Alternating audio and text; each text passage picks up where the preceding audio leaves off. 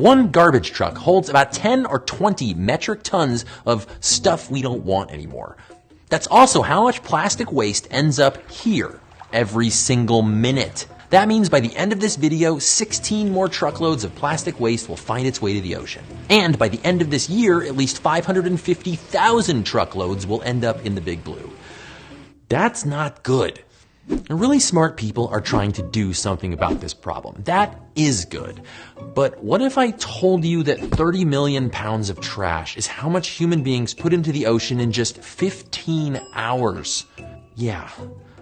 There'll be many numbers and statistics in this video that may shock or even scare you, but the point is not to discourage you or anyone working to clean up this stuff from our oceans, beaches, rivers, and backyards.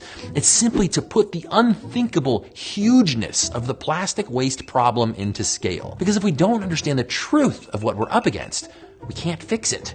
And we can fix it if we take the right steps. And I'm just going to come right out and give away the ending. Cleaning up plastic waste is a great thing, and we should keep doing it, but it's impossible to clean our way out of this problem. So, what can we do?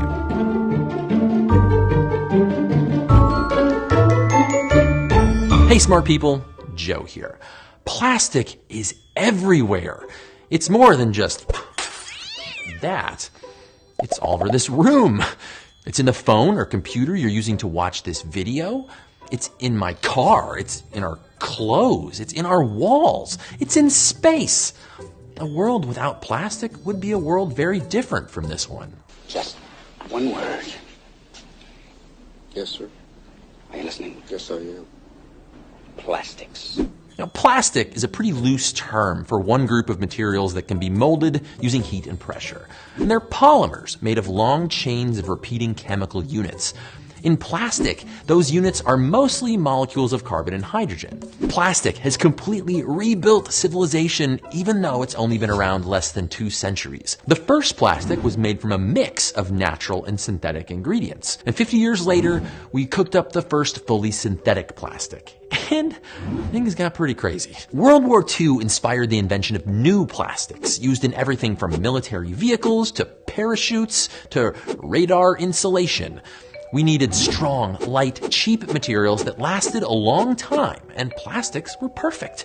And the products that we built with them made everyday items cheaper, more available, and more disposable. Thanks to plastic, we've been able to make and do all kinds of stuff. I mean, without plastic, the world might never have had these. I actually probably could have lived without that. Plastic has allowed us to make materials that are cheap, useful, and easy to replace. With one big catch: plastic doesn't biodegrade. Which means even though it's really easy to throw away, it's really hard to get rid of. A plastic bottle in a landfill can take 450 years to break down. Since its invention, we've produced more than 8.3 billion metric tons of new plastic. In the form of little plastic pellets like these, that's enough plastic to fill more than 5,000 Giza pyramids. By the way, those little plastic pellets, they're called nurdles. I just thought you should know that. Stop being such a nerdle. If we keep making more and more plastic at our current pace, in the next 20 years, we'll make as much as we've made in the last 2 centuries.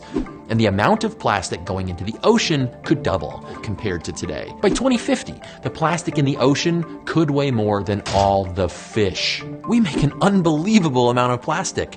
But doesn't it just get recycled? I mean, what are all those blue bins for? Well, here in the US, just 9% of plastic gets recycled, and only 10% of that gets turned into something that can be recycled a second time. Globally, we're only recycling about 15% of plastic that's produced. In places like the US and Europe, a lot of plastic ends up in landfills. It's out of sight, but will sit there for hundreds of years or more. Before we go any farther, we need to talk about something we don't hear very often. See, the plastic pollution problem isn't just this kind of a problem. It's also this kind of a problem. Plastic pollution is more than just litter. Plastic is made from fossil fuels, which means plastic is also a climate and greenhouse gas problem. Today, over 90% of plastic polymers are made from extracted fossil fuels like oil and natural gas. About 6% of all the oil we use on Earth goes to making plastic. That's about as much as all the airplanes in the world use. Extracting, refining, and transporting fossil fuels to make plastic emits the equivalent of almost 25 million cars worth of carbon every year. And because we're using more plastic every year, by 2050, this stuff will account for 20% of total oil consumption. In the next 20 years, plastic alone could account for 15% of the carbon that we can safely emit every year if we want to keep warming under 2 degrees Celsius. Now, the emissions from plastics will last decades or centuries, but the plastics themselves will last much longer. Scientists have found plastics in snow on Mount Everest, in Earth's deepest ocean trench, even in Antarctica. Everywhere there's earth or ocean, we find plastic. Now, you may have heard about giant accumulations of plastic waste like the Great Pacific Garbage Patch, a floating collection of garbage roughly the size of France. Maybe you're imagining a big island of packaging and styrofoam coolers and fishing gear. But in reality, this is the Great Pacific Garbage Patch. It's mostly microplastic, pieces less than 20 centimeters across. See, out in the open sea, as larger pieces of plastic get pummeled by wind and sun and salt water, they're broken up into smaller pieces. One 20-centimeter piece of plastic can become more than 60,000 pieces of microplastic. And not all that plastic is on the surface. Many small plastics are pushed by currents, and they hitchhike their way towards the ocean floor, along with other waste, from poop to animal parts to other pollutants. Some of our trash is even becoming part of living organisms. Plastic has been found in the bodies of more than 2,000 species. That means everything from tiny plankton to ocean giants. That plastic moves around the food web and can even end up on our plates. Of course, plastic pollution also ends up in places like this. And just like ocean plastic, beach plastic is more than just bags and food wrappers and that beach ball you forgot to take home after your last vacation. This is Henderson Island in the South Pacific. It has one of the highest densities of plastic pollution on the planet, which is pretty weird because no one lives there. Around 38 million pieces of plastic junk have found their way to this island. Scientists have uncovered toys here from the 80s and 90s, plastic that got its start on every continent except Antarctica. And plastic isn't just on the beach here, it is the beach. There are around 4 billion pieces of microplastic in just the top 5 centimeters of sand on the island. Now, if you live in a place where a garbage truck comes by once a week and carts off your trash and recycling, it's hard to understand how all this happens. 70 to 80% of plastic waste that winds up in the ocean escapes from rivers and coastlines. And we used to think 10 or so major rivers were responsible for most of that. But according to recent studies, more like 1,500 rivers play a part in dumping plastic into the sea. How? Well, to put it simply, about 2 billion people on Earth don't have access to waste management. There are no fancy trucks coming by to pick up their waste. So a lot of their trash ends up in the environment. But the people in those countries don't generate as much plastic waste. The US, where nearly everyone has access to modern waste management, is still near the top 10 when it comes to ocean plastic pollution. That's because we simply use so much more plastic than the rest of the world.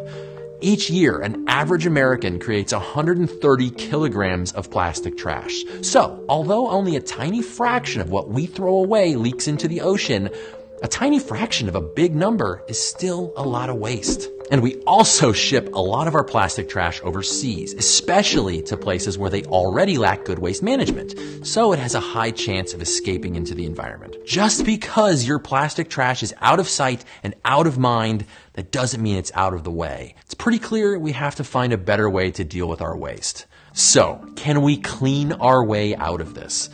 I want to say I fully support ocean cleanup projects, but how much plastic waste are they really picking up?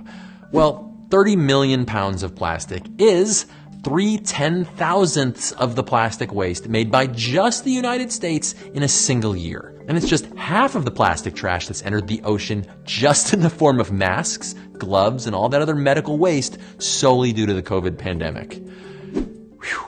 What's clear is it's probably impossible to use nets to filter trash out of the ocean without scooping up marine life too. One analysis of a large ocean skimming project found that to clean up just 5% of ocean plastic by 2150, it would have to run 200 big diesel ships 24/7 during that time. And that's a lot of extra greenhouse gas emissions to clean up a tiny piece of the ocean. That's why many are focusing their cleanup efforts closer to shore, like on beaches or in harbors or rivers. But there's also the question of what do we do with the plastic that we do collect? Because most plastic we harvest from the water is actually so contaminated, we can't recycle it. And remember, a lot of the plastic that is recycled just becomes more single-use, unrecyclable plastic stuff. It's like solving one problem by creating another. So how do we solve all of this? Here's the bottom line. We have a very complex relationship with plastic, and there is no silver bullet to solving the plastic pollution problem. Experts say that really, the entire system of how we use and dispose of plastic needs to change. Here's 8 things we can start doing today to change our plastic future. Reduce how much plastic we make and use by getting rid of unnecessary plastic stuff, not over packaging things in too much plastic, and offering more reusable and refillable options. Substitute plastic with paper and compostables wherever we can, particularly when it comes to food packaging and flexible plastics like bags. Design more products to be recyclable. Because not every type of plastic is equally recyclable, we need to make more stuff out of the types that we can process into new stuff. This would also make recycling cheaper and more economical. Today, almost a quarter of the world's plastic waste isn't even collected. So we need to scale up waste collection, especially in lower income countries, which means giving 4 billion people access to waste management by 2040. Today, only 20% of plastic even enters the recycling pipeline, and only 15% actually gets recycled. So we have to expand recycling capacity by double.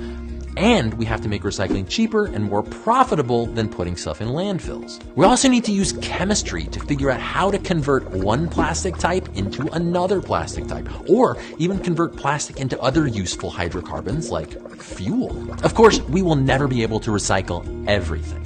So we also need to build places to safely dispose of the rest, where it can't escape into the environment. Finally, we need to reduce the amount of waste that we export to lower income countries where it can more easily leak into the ocean. Because, shipping your pollution to someone else's backyard, that's just not cool. Your parents raised you better. And I did too.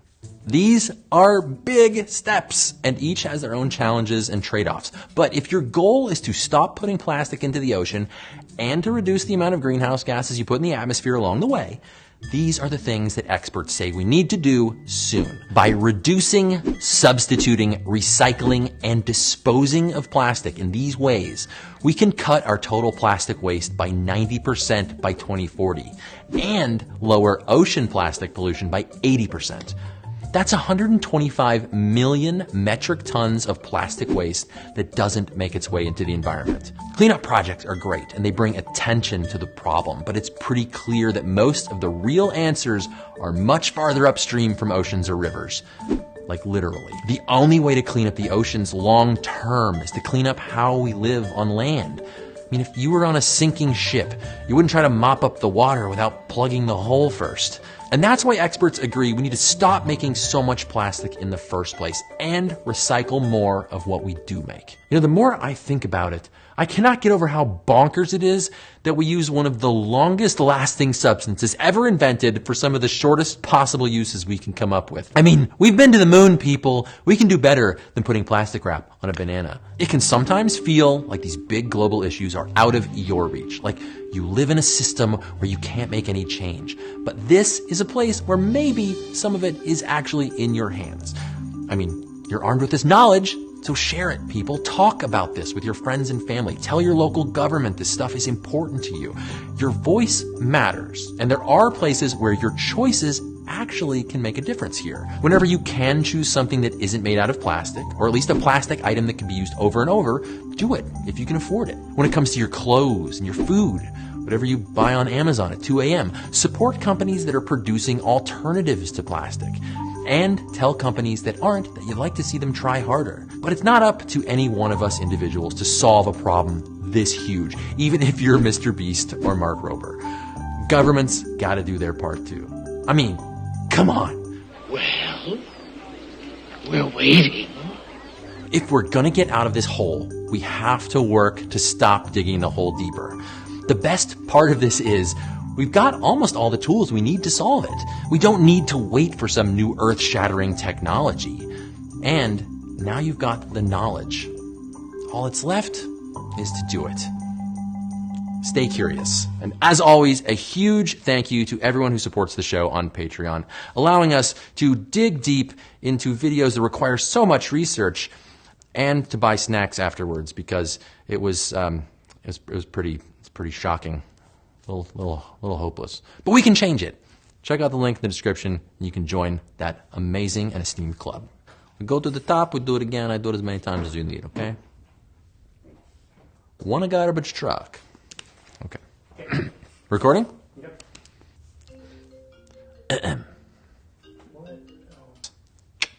Adios. Okay.